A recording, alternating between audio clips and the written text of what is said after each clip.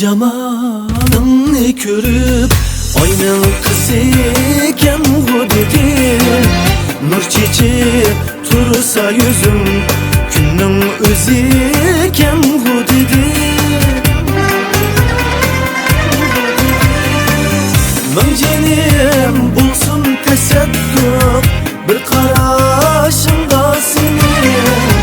Gözlerini tam sehermin yıldız iken bu dedim.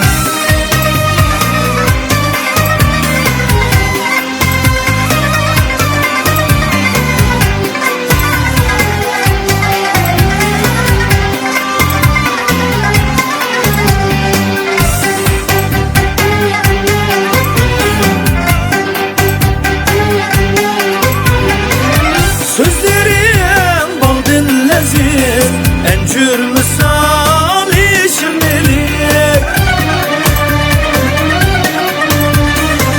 Namus ihbet bilen vicdan sözüken bu dedim. Her seher baskan izimde külse yumranmaysın.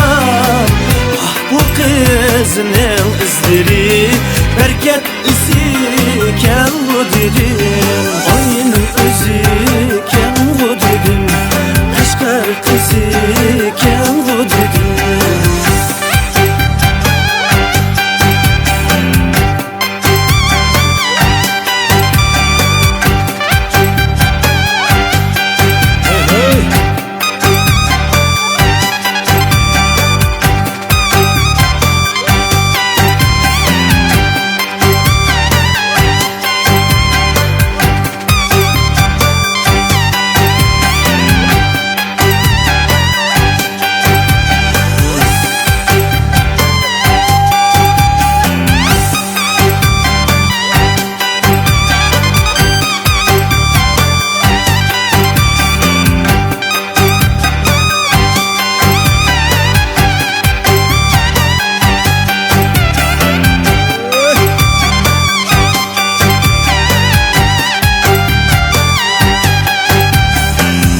Akşimi taldek egilsem kitabının üstüge, devrimiz kızlarının bekmu uziken bu dedim.